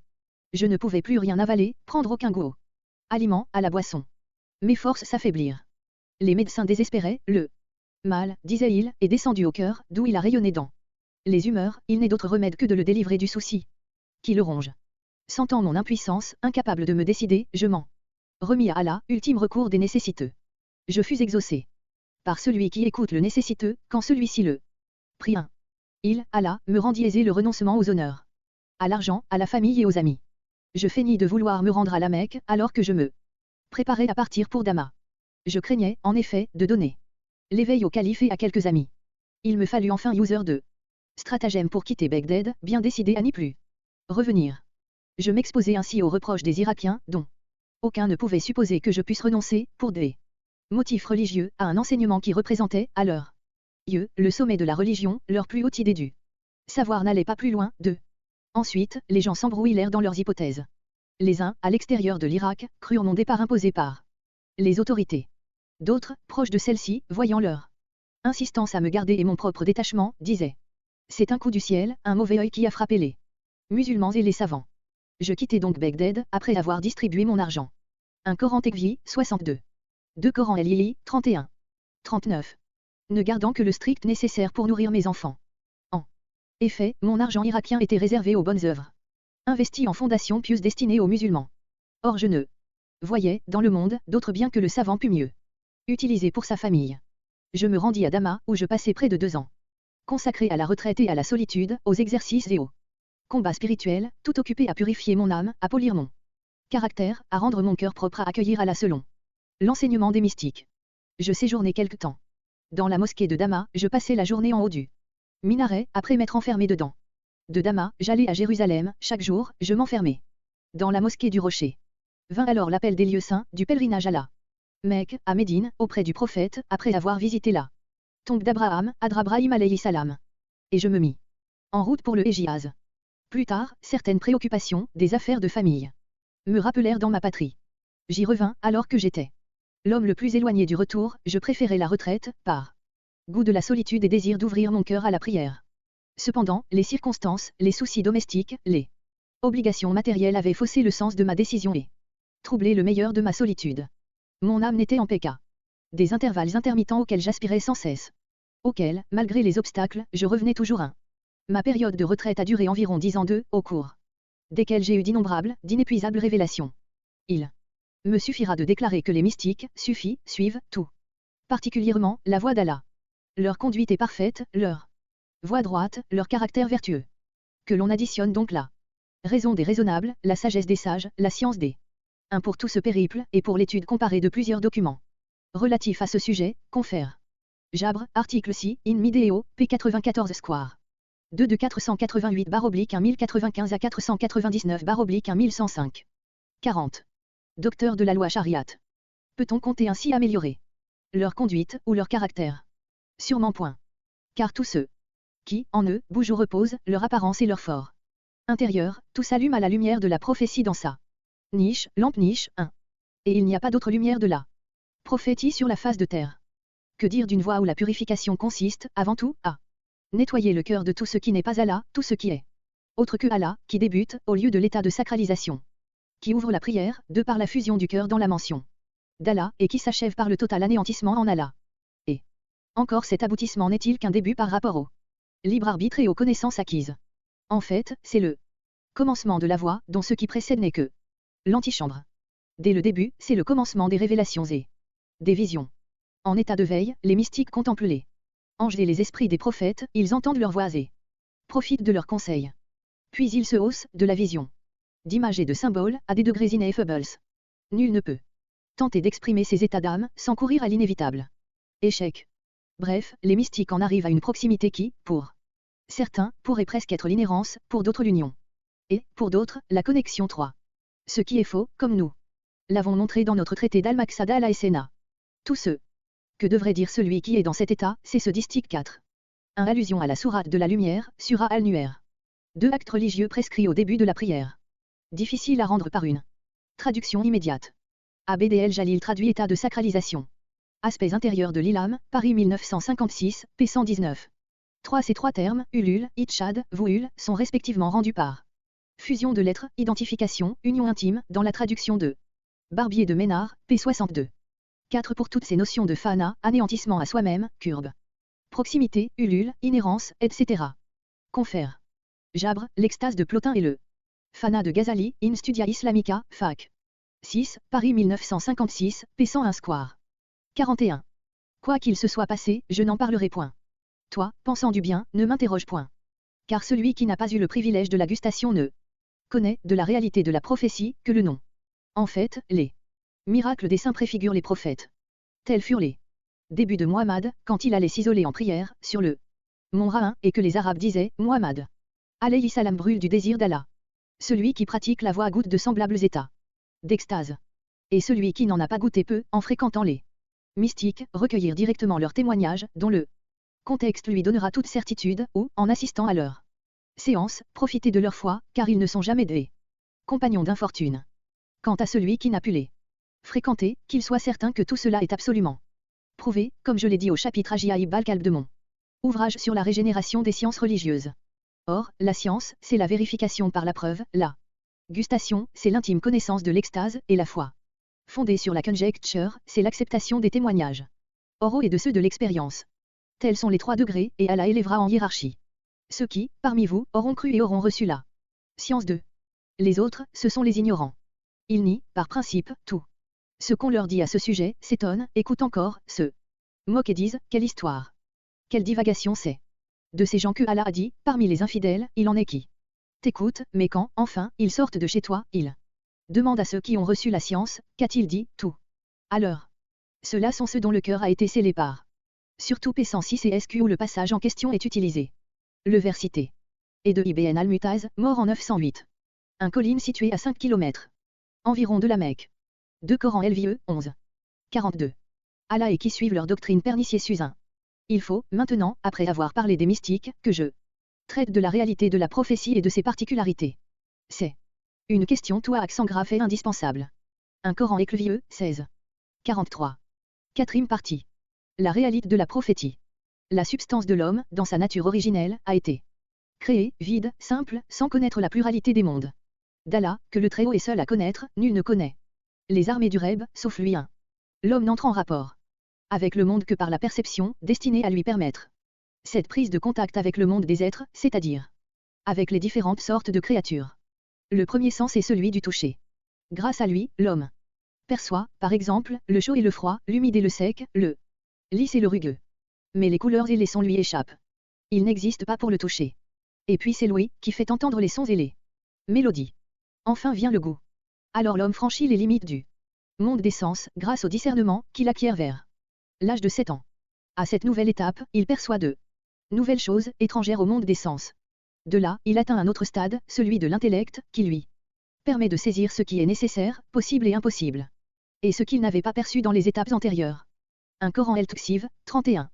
44. Au-delà de l'intellect s'étend un autre domaine, une faculté nouvelle de vision, un qui permet de voir ce qui est caché, ce qui arrivera dans l'avenir, et bien d'autres choses encore, aussi étrangères à l'intellect que le sont les connaissances rationnelles au discernement, et celui-ci à la perception des sens. Devant les objets connus par la raison, celui qui n'est qu'à l'âge du discernement se rebiffe et les trouve invraisemblables. De même, certaines personnes restées au stade de l'intellect ont rejeté, comme invraisemblable, ce qu'elle apprenait du domaine prophétique. Cette attitude est ignorance pure. Ces sceptiques, n'étant pas arrivés eux même au stade suprarationnel, qui n'existe donc pas pour eux, en concluent qu'il n'existe pas du tout. Si l'aveugle n'a jamais entendu parler des couleurs et des formes, et qu'on lui en parle tout d'un coup, il n'y comprendra rien et ne voudra pas le croire. Allah a rendu ces difficultés intelligibles en donnant à ces créatures, avec le sommeil, un exemple des propriétés prophétiques, puisque le dormeur a des songes prémonitoires. Tantôt transparents, tantôt symboliques. Or, un homme qui n'aurait aucune expérience personnelle du sommeil, et auquel on le décrirait en disant qu'il y a des gens qui tombent en léthargie, perdent conscience, sensibilité, oui et vue, et perçoivent l'invisible, nierait ce conte incroyable, et justifierait son scepticisme en disant, les facultés sensibles sont les facteurs de la perception, comment celui qui ne perçoit pas certaines choses à l'état de veille, les percevrait-il quand il dort. Et pourtant, l'existence et l'intuition sensible infirmant ce genre de raisonnement par analogie. Littéralement, un autre œil, c'est-à-dire, un troisième œil. Comparez ce passage avec Mustasef à 22 à 23, IA, I, 49, 78, 79, 2, 239. 3, 7, 15, 4, 24, 363 à 364, et Mishka, 119, 131, 136, 138. Il n'y a pas ici affirmation d'une faculté suprarationnelle chez le prophète, mais il s'agit de la raison instinct qui chez lui atteint son plein développement normal. Confère ici Entrode. P 44 à 45. Contra, Montgomery Watt, E. Authenticity of the Works Attributed to Al-Ghazali, Injra, April 1952. P 26 à 27 et à Forgery in Al-Ghazali S. Mishkat, Injra, April 1949, P 9. SQ. 45. L'intellect ne représente, dans la vie humaine, qu'une étape avec laquelle l'homme acquiert une faculté nouvelle de vision, qui lui permet d'embrasser toutes sortes de connaissances rationnelles, étrangères au domaine des sens. Il en est deux. Même pour les prophètes, qui ont comme un troisième œil, dont la lumière éclaire l'invisible et le suprarationnel. Certains ont des doutes, portant soit sur la possibilité de la Prophétie, soit sur son existence réelle, soit sur son incarnation effective dans une personne donnée. Or, le fait qu'elle existe est bien la preuve qu'elle est possible. D'ailleurs, il y a des connaissances qu'on n'imaginerait pas d'acquérir par le seul intellect. C'est le cas de la médecine et de l'astronomie. On voit bien, en les étudiant, qu'il y faut le secours de l'inspiration divine, et qu'on n'y arrive pas par l'expérience. Il y a des lois astronomiques qui ne se vérifient qu'une fois tous les 1000 ans. Comment pourrait-on le savoir par expérience? Il en est deux. Même pour les propriétés des remèdes. Ceci montre qu'il existe une voie pour percevoir ces phénomènes qui échappent à l'intellect, et c'est précisément la prophétie. Mais la connaissance suprarationnelle n'est que l'une de ces nombreuses propriétés. Ce n'est qu'une goutte d'eau dans la mer. Je n'ai mentionné cette propriété qu'à cause de l'exemple que propose le sommeil.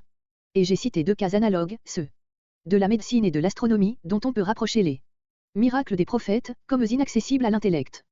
Quant aux autres propriétés de la prophétie, on les perçoit par la gustation, en suivant la voie mystique. Tandis que la connaissance suprarationnelle ne t'est devenue intelligible qu'à cause de l'exemple du sommeil. Comment croire à une autre propriété prophétique dont on n'aurait, en soi, aucun exemple, car l'entendement précède l'assentiment. Aussi faut-il, dans ce cas, aborder la voie mystique, on acquiert une partie de cette faculté suprarationnelle par gustation, et le reste par une sorte d'assentiment accordé à ce qui échappe au raisonnement analogique. Et cette unique propriété de la prophétie suffit alors pour croire au principe même de la 46. Prophétie. Douterais-tu de l'inspiration divine de tel ou tel prophète? Il te suffit de connaître ses facultés, soit par intuition, soit par oui. Dire. Du moment, en effet, que tu connais la médecine et le droit, FQH, par exemple, tu peux pressentir quelles sont les facultés des médecines et des juristes, les écouter parler. Même si tu ne les connais pas personnellement. Et rien ne t'empêche, non plus, de savoir que Shafi'i était juriste, le savant de Fi, et Gélion médecin, et de le savoir réellement, et non par soumission au principe d'autorité. Il te suffit d'étudier quelque peu le droit et la médecine, de lire les ouvrages de ces deux auteurs, pour connaître nécessairement leur mentalité. Tu dois, de même, si tu as compris le sens de la prophétie, et si tu as souvent recours au Coran et au Logia, savoir avec certitude que Muhammad, Adra Muhammad alayhi salam, est arrivé au plus haut degré de la prophétie. Tu dois aussi t'aider de l'expérience de ses propos sur la pratique religieuse et son effet pour la purification des cœurs.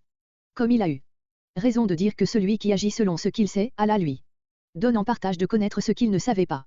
Et encore, que le valet du tyran deviendra son esclave.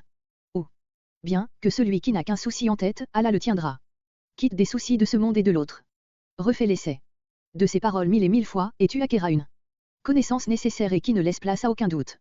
Telle est la voie de la certitude en ce qui concerne la prophétie. Elle vaut mieux que celle des prodiges tels que baguettes changées en serpent, ou lune fendue en deux qui, dégagés de leur contexte débordant, peuvent se ramener à la magie, à l'illusion, ou même au piège tendu par Allah, car il égare celui qui il veut et il guide celui qui il veut. Tu en arrives maintenant à la question des miracles. Il se peut que tu crois aux miracles, en te fondant sur un raisonnement bien ordonné tendant à en démontrer l'existence. Il se peut aussi que ta foi soit tranchée par un autre. Un Coran 2, 142 et Passim 47. Raisonnement méthodique faisant ressortir les traits extérieurs et l'ambiguïté du phénomène. L'exemple de ces faits insolites ne doit être qu'un des arguments, une des parties de ton raisonnement d'ensemble. De cette façon, tu auras acquis une connaissance nécessaire, aux fondements indéfinissables. Comme celui qui tiendrait une information de plusieurs sources différentes, il ne peut préciser celle qui lui a donné la certitude. Il est sûr de son fait, sans en connaître l'origine. Celle-ci fait partie d'un tout, mais elle n'est pas fondée précisément sur telle ou telle affirmation. C'est cela, la foi solide et scientifique. Quant à la gustation, elle est comme une vision, elle consiste à prendre par la main et ne se rencontre que dans la voie mystique. Et voilà. Ce que j'ai dit de la réalité de la prophétie est suffisant pour le but que je vise actuellement. Nous allons voir maintenant comment l'homme en a besoin. 1 pour cette expression, voir plus loin, P109, 4. 48. 5e partie. Raison de mon retour à l'enseignement. À les médecins des cœurs. Au cours de mes 10 années de retraite et de solitude, il m'est apparu, par gustation, démonstration, ou acte de foi, que l'homme est créé avec un corps et un cœur, c'est-à-dire un esprit qui est le siège de la connaissance d'Allah, et qui n'a rien à voir avec la chair et le sang, que le cadavre et l'animal ont en commun avec l'homme. La santé du corps le réjouit, la maladie est sa perte. Le cœur, aussi, peut être bien portant, et seul sera sauvé celui qui est venu à Allah avec un cœur purin, comme il peut succomber à une maladie mortelle, quand un mal est dans son cœur. 2. Ignorer Allah est un poison mortel, lui désobéir pour suivre ses passions, une cause de maladie. Au contraire. Un Coran XXVI, 89. 2 Coran Tuksiv, 50. 49. Reconnaître Allah est l'antidote de vie, lui obéir, en contrariant ses propres passions, voilà le remède qui guérit. Le traitement des maux de cœur et le retour à la santé, aussi bien que pour les maladies physiques, ne se peuvent attendre que des remèdes.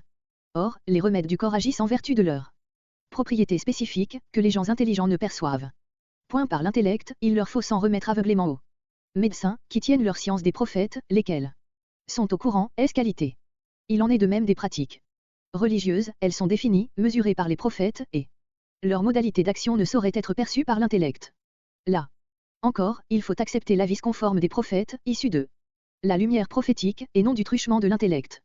Les remèdes sont composés selon des proportions déterminées, certains pèsent 2 fois plus que d'autres, dont le secret provient de leurs propriétés spécifiques.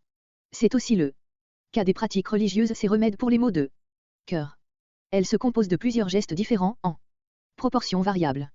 C'est ainsi qu'une prosternation vaut 2 inclinaisons, et que la prière de l'après-midi vaut 2 fois celle du matin. La raison secrète en est due à des propriétés particulières que, seule, la lumière de la prophétie peut éclairer. Il faudrait beaucoup de sottise et d'ignorance pour chercher, à ces distinctions, un motif raisonnable, ou les expliquer par simple coïncidence. D'autre part, il y a, dans tout remède, un produit de base, auquel on ajoute une préparation au effet complémentaire. De même pour les prières ou les œuvres surérogatoires, leur action parachève celle des éléments de base dans les pratiques rituelles. En somme, les prophètes sont les médecins des cœurs. L'intellect n'a d'autre objet que de nous le faire comprendre. L'assentiment rationnel qui l'entraîne témoigne en faveur de la prophétie, car il reconnaît son impuissance à percevoir ce que perçoit l'œil prophétique. Nous sommes pris par la main, et dociles, nous nous laissons guider comme des aveugles, ou 50. Des patients par les médecins. Mais là est la limite de l'intellect. Il ne va pas au-delà, sauf pour faire comprendre aux malades les prescriptions du médecin. Tel est, du moins, le fruit de nos connaissances, développées par nécessité au lieu de simple intuition sensible, dans nos années de retraite et de solitude. Bélatadeur de la foi. On a vu combien les hommes ont peu de foi dans la prophétie, son principe, sa réalité, son action.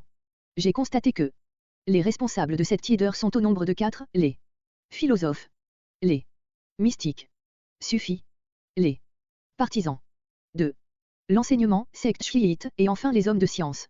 J'ai interrogé quelques-uns de ceux qui se soustraient à la loi divine, en scrutant leurs hésitations, leurs croyances et leurs pensées intimes. Pourquoi donc, leur disais-je, rester ainsi en arrière? Il est stupide de vendre l'autre monde pour celui-ci, si tu crois en celui-là sans te préparer à t'y rendre. Toi qui ne vendrais rien de matériel à moitié prix, tu irais vendre l'infine. Pour des jours qui te sont comptés. Et si tu n'y crois pas, tu n'es qu'un païen. Dans ce cas, mets-toi en quête de la foi. Vois donc la cause de ta secrète impiété, ta doctrine enfouie, secte ésotérique, au plus profond de toi-même.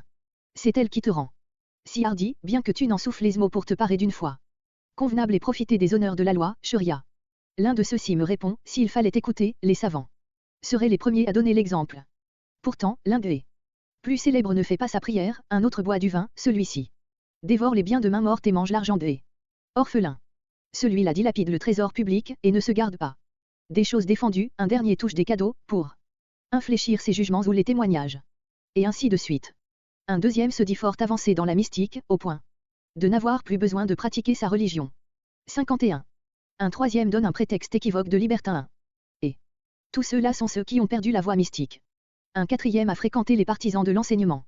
Le vrai, dit-il, est difficile, la route est barrée, les controverses multiples, telle tendance ne vaut pas mieux qu'une autre, et les arguments rationnels se contredisent.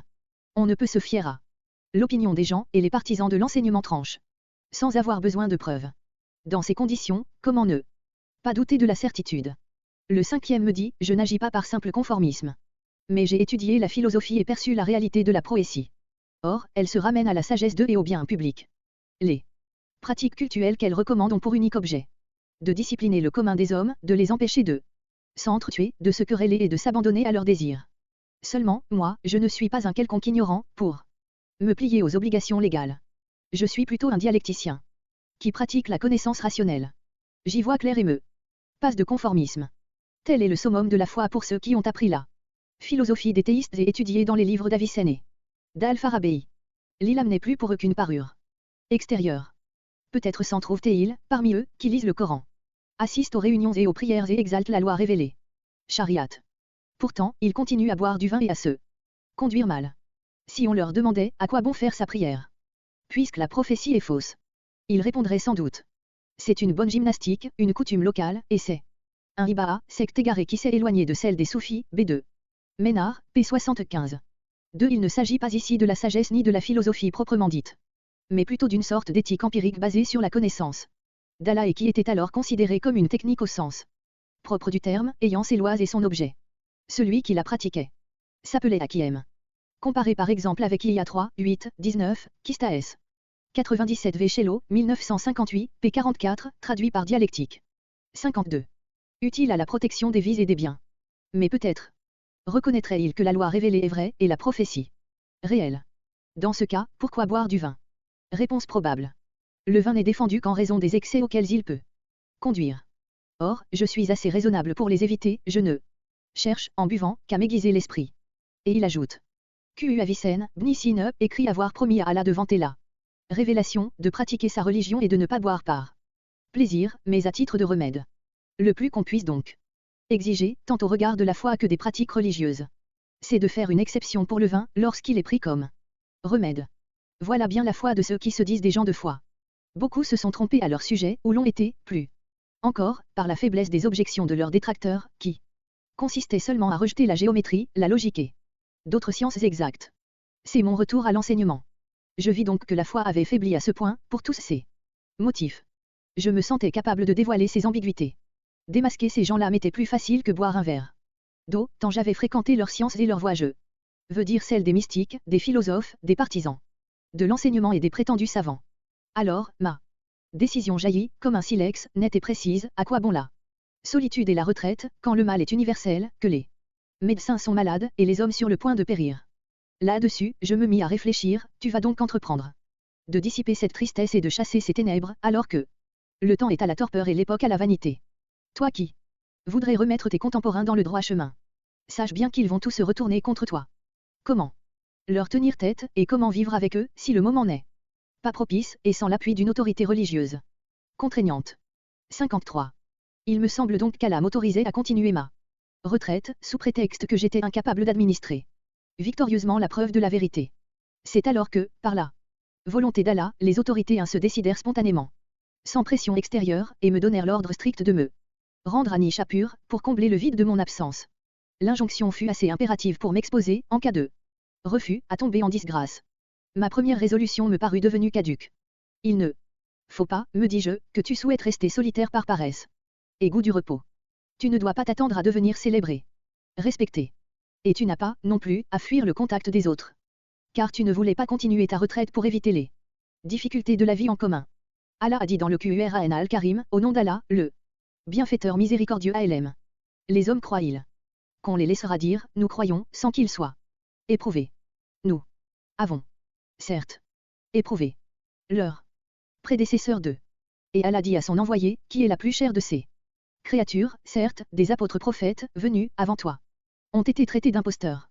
Ils supportèrent avec constance d'être tarités d'imposteurs et d'être malmenés, jusqu'à ce que leur vînt notre secours. Nul modificateur. Aux arrêts d'Allah. Certes tu as reçu quelque histoire des envoyés 3. Et Allah dit au nom d'Allah, le bienfaiteur, miséricordieux. YS. Par la prédication sage, jusqu'à sa parole, tu peux seulement avertir celui qui suit. L'édification 4. 1. Il s'agit de Fakr al-Mulk, ministre de Sanjaher, CF aussi Jabre, article 6. In. Mideo, P99, et Subki, Tabaka H. Shafi YYA, T. 4, P108. 2 Coran 6, 2. 3 Coran 6, 34. 4 Coran, 30 1 jusqu'à 11. 54. Je consultai alors plusieurs hommes de bon conseil et de prière. Ils convinrent de m'indiquer de renoncer à ma retraite et de sortir de mon coin, là où il y a 1. De plus, des hommes de bien firent, plusieurs fois, des rêves à mon sujet, annonciateurs des bons et heureux effets de mon départ. Telle fut la volonté d'Allah, au début de ce 6e centenaire de mon espoir s'affermit et se renforça de tous ces témoignages. Finalement, grâce à Allah, je partis pour Nishapur, le 11e mois de l'année 499. Ma retraite avait duré 11 ans. Ce changement est l'œuvre d'Allah. Je n'en avais jamais eu l'idée, dans ma solitude. C'était déjà lui qui m'avait inspiré de quitter Bagdad et d'abandonner mon poste. Je n'y aurais pas pensé tout seul. C'est Allah qui change les cœurs et les situations, le miséricordieux tient le cœur du croyant entre deux de ses doigts. Et maintenant, je le sais bien, j'ai beau être revenu à l'enseignement, je n'y suis pourtant pas revenu. Car revenir, c'est retourner à l'état antérieur. Or, autrefois, j'enseignais pour obtenir des honneurs, tels étaient mon but et mon intention. Tandis qu'aujourd'hui, mon enseignement invite à renoncer aux honneurs, il montre comment cesser de leur donner de l'importance. Tels sont, actuellement, mon intention, mon but et mon désir, Allah en est témoin. Je veux me rendre meilleur et améliorer les autres. Y parviendrai-je? Je l'ignore. Pourtant, je crois, d'une croyance certaine, fondée sur la vision, qu'il n'y a de force et de puissance qu'en Allah. Je n'ai pas remué, c'est lui qui m'a déplacé. Je n'ai pas agi, c'est lui qui s'est servi de moi. Je lui demande donc, d'abord, de me rendre meilleur et puis, d'améliorer les autres par mon exemple, de me guider. Puis de guider les autres à travers moi, de me montrer la vérité vraie, et de me donner de la suivre, de me montrer enfin l'erreur complète, et de m'accorder de lui échapper. Un lieu l'endroit où le soufi se retirait pour vaquer à ses dévotions. 2 confères. Jabre, article 6 in Mideo, p. 89, n2. 55. Des remèdes pour l'étade. Revenons maintenant aux causes de tiédeur religieuse et à leurs remèdes. 1. Pour ceux qui prétendent être embarrassés par les propos des partisans de l'enseignement, secte chiite. Talim YYK, se reporter à notre traité de la juste balance. Staulmus Takiem. 2. Pour les confusions inventées par les libertins, elles sont classées en cette catégorie, dans notre ouvrage intitulé L'alchimie du bonheur qui Kimia se adet. 3. Pour ceux dont la philosophie a gâché la foi, et qui rejettent le principe même de la prophétie, j'ai déjà parlé de la réalité de la prophétie et de son existence nécessaire. Je me suis fondé, pour cela, sur l'existence des propriétés des remèdes, des astres et d'autres choses encore. Cette prémisse n'a pas d'autre fin. Mais j'ai mentionné cet argument, justement, parce qu'il est tiré de la philosophie. Je veux, en effet, administrer la preuve de la prophétie à chaque homme de science, en la tirant de sa propre spécialité, astronomie, médecine, sciences naturelles, magie, art des talismans, par exemple. 4. Il y a aussi celui qui reconnaît la prophétie en parole, mais qui met les prescriptions de la loi révélée, chariat, sur le même niveau que la sagesse. En réalité, il nie la prophétie. Il croit seulement aux sages dialecticiens, nés sous un astre donné, qui détermine d'autres à les suivre. Cela n'a rien à voir avec les prophètes. La foi en la prophétie, c'est la certitude de l'existence d'une zone suprarationnelle, ou souverain œil doué d'une perception particulière. L'intellect en est exclu, comme le son. L'ouïe, de la perception des couleurs, la vue, de celle des sons. Et tous les sens, de celle des données rationnelles. L'ami des dialecticiens peut nier l'évidence, Jean et pourtant montrer la possibilité, et même l'existence. S'il l'admet, il reconnaît qu'il y a des propriétés qui échappent à 56. L'entendement, ou lui paraissent presque impossibles. Exemple. Un 6e de drachme d'opium est un poison mortel, parce qu'il glace le sang dans les veines, en raison de sa froideur excessive. Or, pour celui qui se dit naturaliste, les corps composés ne peuvent être froids qu'à cause des 2 éléments froids, la terre et l'eau. Il est pourtant clair que de grandes quantités de terre et d'eau ne suffiraient pas à produire autant de froid. Racontons cela à un naturaliste. S'il ne l'a pas expérimenté lui-même, il dira, c'est impossible. Puisque l'opium renferme 2 autres éléments, l'air et le feu, et que ceux-ci ne peuvent refroidir. Même s'il n'était fait que de terre et d'eau, il ne pourrait glacer eux à ce point. À plus forte raison, s'il comprend 2 éléments chauds. Et notre savant croira que c'est une preuve. Eh bien, toutes les preuves des philosophes sont de même genre, en sciences naturelles comme en théodicée. Ils se représentent les choses, en les mettant à la portée de leur découverte et de leur entendement. Celles qu'ils ne connaissent pas, ils les déclarent impossibles. Si le rêve véridique d'eux n'était pas si courant, pareil raisonneur refuserait de croire que l'on puisse prétendre, pendant le sommeil des sens, connaître les choses cachées. Et si on leur disait ceci, est-il possible qu'il existe quelque chose au monde qui, gros comme une graine, suffit à détruire une ville, puis se détruit soi-même entièrement? Il répondrait que non, que c'est un conte à dormir debout. Pourtant, c'est bien ce qui se passe avec le feu, incroyable pour qui ne l'a jamais vu. Et la plupart des merveilles de l'autre monde sont dans ce cas. Nous dirons donc aux naturalistes, tu es bien obligé d'avouer que l'opium a la propriété de refroidir, même si ce fait ne se déduit pas par raisonnement analogique. Dans le même sens. Pourquoi les prescriptions de la loi religieuse ne pourraient-elles renfermer des propriétés, pour traiter et purifier les cœurs, inintelligibles à la dialectique, mais perçus par l'œil prophétique? 1. La drachme, dirham, est le 8e de l'once. 2. Le rêve ordinaire, rue YK, qui est considéré comme étant la 46e partie de la prophétie. 57. Les naturalistes n'admettent-ils pas, dans leurs livres, des propriétés autrement surprenantes? Par exemple, dans le Traitement d'un accouchement difficile, la parturiente regarde. Puis place sous ses pieds 2 morceaux d'étoffe sur lesquels on a écrit et qui n'ont pas été mouillés. Il paraît qu'elle accouche immédiatement. Les naturalistes citent ce cas dans leur traité des propriétés merveilleuses. Le dessin, magique, se compose de 9 carrés, contenant 9 chiffres dont la somme fait toujours 15, qu'on le lise en longueur, en largeur ou en diagonale. Comment pourrait-on croire à cette histoire et ne pas admettre que l'évaluation de 2 inclinaisons du corps pour la prière du matin, 4 pour celle de midi et 3 pour celle du crépuscule, correspond à des propriétés irrationnelles. Il s'agit de moments différents de la journée et leurs propriétés différentes seraient peut-être perçues à la lumière prophétique. D'ailleurs, si l'on s'exprimait en termes d'astrologie, on admettrait fort bien ces différences de compute. Car l'horoscope dépend de la position du soleil au méridien, au levant ou au couchant. C'est là-dessus que se basent les calculs pour différencier les remèdes ou fixer la longueur de la vie et l'heure de la mort. Il n'y a pourtant aucune différence entre le zénith et le soleil à l'équateur ou entre l'Occident et le coucher du soleil. Comment peut-on croire à l'astrologie? Pourtant, cette fausse science a ses fidèles, eussent-ils constaté 100 fois son imposture. Qu'on leur dise, le soleil est au milieu du ciel, tel astre est tourné vers lui, et l'ascendant est tel signe du zodiaque, si tu portes un habit neuf à ce moment. Là, tu seras tué dedans. Cela suffirait pour qu'ils ne missent point cet habit, dût-il mourir de froid, même si l'astrologue en question leur a déjà menti à maintes reprises. Comment celui dont l'intellect est assez vaste pour admettre de telles bizarreries, et qui doit reconnaître qu'il s'agit là de propriétés prodigieuses chez certains prophètes, comment peut-il nier ce qu'il entend rapporter d'un prophète authentique, d'un faiseur de miracles qui n'a jamais menti? Que l'incrédule pense que de telles propriétés sont 58 possibles, en ce qui concerne, par exemple, le nombre d'inclinaisons du corps dans la prière, le jet rituel des pierres 1, le nombre des éléments de base dans le pèlerinage ou les autres pratiques religieuses. Elles ne diffèrent, en effet, en rien de celles des remèdes ou des astres. Il peut objecter, alors, j'ai expérimenté par moi-même certaines propriétés des astres et des remèdes, et j'ai en partie constaté leur existence. J'ai donc cessé de les regarder avec incrédulité et méfiance. Mais, les propriétés prophétiques, même si je les crois possibles, comment saurais-je qu'elles existent si je ne les constate pas personnellement? Réponse, l'expérience personnelle ne suffit pas, puisque tu fais crédit au témoignage d'autrui. Tu dois donc te fier aux paroles des prophètes, ils parlent par expérience. Tu n'as qu'à suivre leur voie, et tu pourras participer à leur vision des choses.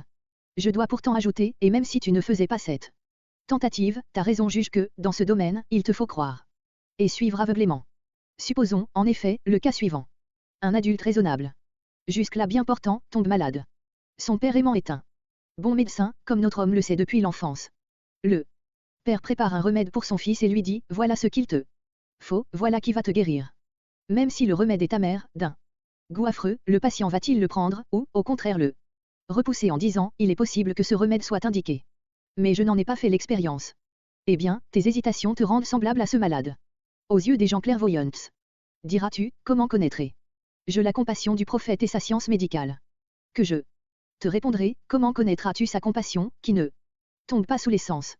Tu peux pourtant la connaître par les circonstances de sa vie ou les récits de ses actions, d'une manière indubitable. Il suffit, en effet, de réfléchir aux paroles de l'envoyé d'Allah.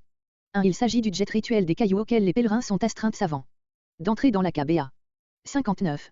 Au récit sur le soin qu'il prenait de mettre les hommes dans la bonne voie et sur ses bontés envers les créatures, à sa bienveillance pour améliorer leur caractère et leurs relations, pour leur assurer ce qu'il leur faut dans ce monde et dans l'autre. On voit bien que l'amour du prophète pour sa communauté dépasse celle d'un père pour son enfant. Réfléchissons aux prodiges dont il a fait l'objet, aux merveilles du monde invisible que sa voix a révélé dans le livre et dans les logias, à ses prédictions sur la fin des temps. Réalisées comme il l'avait dit. On voit bien, avec certitude, que Muhammad franchit la limite suprarationnelle. Le troisième œil s'ouvrit en lui, pour révéler les choses cachées, que seuls perçoivent quelques-uns, et tout ce qui échappe à l'intellect. Voilà ce qu'il faut faire pour être certain de l'authenticité du prophète. Essaie donc, médite le Coran, lis les logias et tu verras tout cela de tes propres yeux. Cet avertissement aux partisans des philosophes devrait suffire. Je l'ai donné, parce qu'aujourd'hui il m'a paru particulièrement nécessaire. 5. La cinquième cause de tiédeur religieuse, c'est le spectacle de l'inconduite des savants. J'y vois 3 remèdes. A. Primo, primirement. Réponse, tu vois un savant en train de manger des aliments illicites. Il est parfaitement au courant, autant que toi, pour le vin ou l'usure, la médisance, le mensonge ou la calomnie. Est-ce que cela t'empêche de pécher? Mais ce n'est pas par manque de foi, c'est tout simplement par concupiscence. Or, celle du savant vaut la tienne, elle le domine comme toi. Et le fait qu'il connaisse des choses que tu ignores n'augmente pas, pour lui, le degré de prohibition concernant cette question précise. Que de gens croient à la médecine, sans pourtant se priver de manger des fruits ou de boire de l'eau glacée, malgré l'interdiction de leur médecin. Leur imprudence ne prouve pas qu'il ait eu raison, ni que la médecine ne vaille rien. Et les fautes des savants n'ont pas d'autre cause. 60. B. Seconde. Réponse. Le savant considère sa science comme un viatique pour l'autre monde. Il croit qu'elle le sauvera, qu'elle interviendra en sa faveur, qu'elle fera passer sur ses mauvaises actions. En fait, son savoir peut aussi bien se retourner contre lui que jouer en sa faveur. De toute façon, il peut essayer de se prévaloir de sa science, s'il n'a pas été un croyant pratiquant. Mais toi, qui n'es pas un savant, si tu fais ce calcul et négliges les pratiques religieuses, ton inconduite te perdra et tu n'auras rien pour intervenir en ta faveur. C'est, tertio, troisièmement. Réponse, et cette fois, c'est là. Bonne, le vrai savant ne pêche que par inadvertance, il ne persévère point dans l'erreur. Car la vraie science lui montre bien que le péché est un poison mortel, et que ce bas monde ne vaut certes pas l'autre. Celui qui sait cela n'ira pas faire une aussi mauvaise affaire. La vraie science n'a rien à voir avec les autres sciences, dont s'occupent la plupart des hommes, et qui ne les poussent qu'à pécher davantage. Elle inspire un surcroît de révérence et de crainte, et elle retient de commettre des péchés, autres que les fautes vénielles, intermittentes, inévitables. Celle-ci ne prouve point la faiblesse de la foi, car le croyant succombé se repent, ce qui est tout autre chose que de persévérer dans l'erreur. Voilà ce que je voulais dire pour critiquer la philosophie et l'enseignement et pour révéler les dangers auxquels s'expose celui qui veut les réfuter par d'autres voies que les leurs. Nous prions Allah Tout-Puissant de nous compter au nombre de ceux qu'il préfère, qu'il a choisis, qu'il met dans la bonne route et qu'il conduit à la vérité, ceux auxquels il inspire de l'invoquer pour qu'ils ne l'oublient pas, et qu'il préserve de leur propre mal, pour qu'ils n'aiment rien que lui seul, ceux dont il fait ses élus, afin qu'ils n'adorent que lui.